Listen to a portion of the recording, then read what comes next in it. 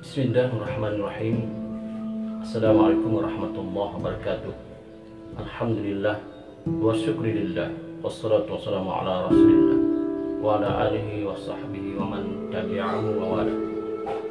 Tuan-tuan dan puan-puan, saudara-saudari yang dikasih sekalian, alhamdulillah, bersyukur kita kepada Allah Subhanahu wa taala kerana masih lagi memberi kita nafas, ya, masih lagi menghidupkan kita, masih lagi memberi kita kesihatan, masih lagi memberikan kita rezeki.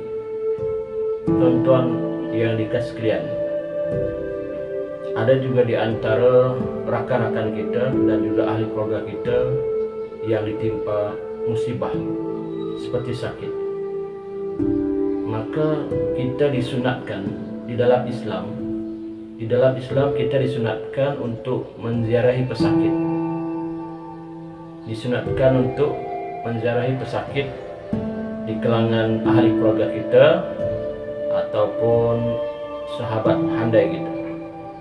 Maka di dalam kita menziarahi pesakit ini ada adab-adab yang perlu kita jaga. Di antara adab-adabnya ialah yang pertama, hendaklah kita menziarah pesakit dengan datang mendoakannya. Diajarkan oleh Rasulullah sallallahu alaihi wasallam dalam doanya, yaitu hendaklah kita baca 7 kali doa ini. Moga-moga insya-Allah penyakit keluarga kita, jiran tetangga kita ataupun rakan tawalan kita, Allah Subhanahu wa taala sembuhkan.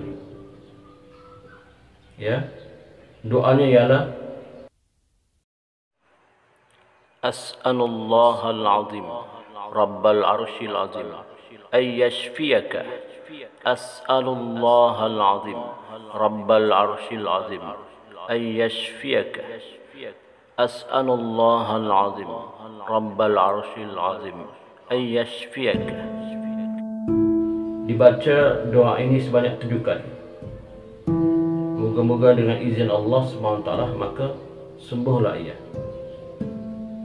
Ini bertepatan dengan sabda Rasulullah SAW dalam hadisnya yang mafhumnya, sesiapa yang menziarahi pesakit yang masih belum sampai ajalnya, maka dia berdoa sebanyak 7 kali. Aku memohon kepada Allah yang Maha Besar, Tuhan Arasy yang Maha Besar, agar menyembuhkanmu. Niscaya Allah Subhanahu wa taala akan menyembuhkan pesakit tersebut. Yang kedua, disunatkan juga kita ketika menziarahi pesakit membaca surah Al-Fatihah, Al-Ikhlas, Al-Falaq dan An-Nas. Ya, baca Al-Fatihah, Al-Ikhlas, Al-Falaq dan An-Nas ini pertama kita hadiahkan kepada pesakit, kedua kita niatkan moga-moga pesakit disembuhkan oleh Allah Subhanahu wa taala. Yang ketiga, ketika menziarahi pesakit hendaklah menggembirakan pesakit dengan kata-kata yang baik dan ke arah yang menyukakan pesakit. Janganlah menceritakan kepadanya cerita-cerita yang menakutkan, kerana ia akan menjadikannya rusing dan memberati lagi penyakit. Ketika kita ziarah pesakit, hendaklah kita cerita yang baik-baik, yaitu cerita moga-moga Allah sembuhkan dia, insya-Allah Allah sihatkan dia. Janganlah cerita yang menakutkannya, merusingkannya, umpama memberitahunya bahawa sakitnya tidak akan sembuh dan dia akan mati tak lama lagi. Jangan, tuan-tuan. Tapi ceritakanlah yang baik-baik, yang positif-positif. Moga-moga pesakit makin tenang jiwanya, insya-Allah, ya. Yang keempat, maka hendaklah kita membawa buat tangan, ya, ketika menziarahi pesakit sebagai hadiah. Kerana disebut dalam hadis juga bahwa berilah hadiah, niscaya kamu akan menambah perasaan kasih dan sayang.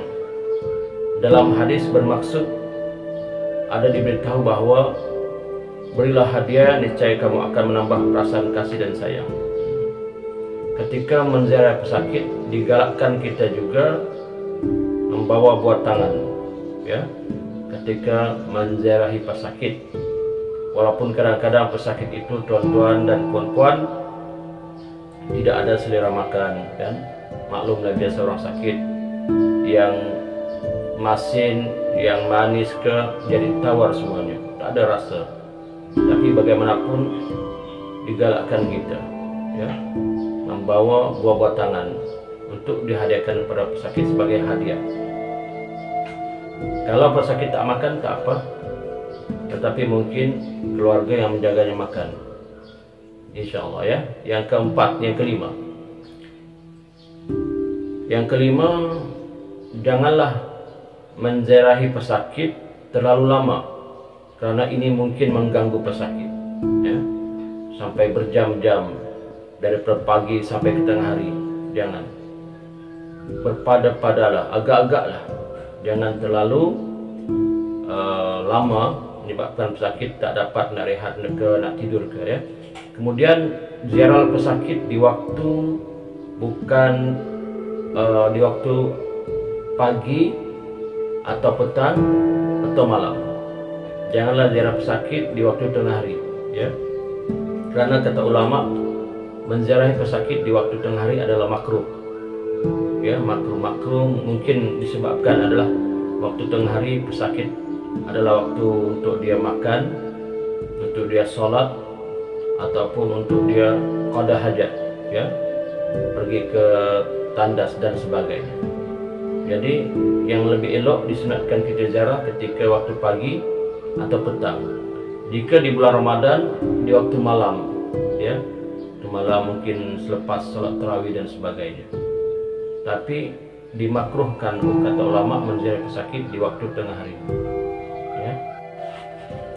Jadi artinya hukum kita menziarahi pesakit ini adalah hukumnya sunat. Ikut kata-kata ulama dan ikut dalam kitab dalam Islam, hukum menziarahi pesakit ini hukumnya sunat, ya. Disunatkan kita untuk menziarahi pesakit, insyaallah, ya. Cukup sampai di situ untuk adab-adab menziarahi pesakit. Moga-moga kita dapat beramal bersama. Sekian, wabihi wallahu alam. Assalamualaikum warahmatullahi wabarakatuh.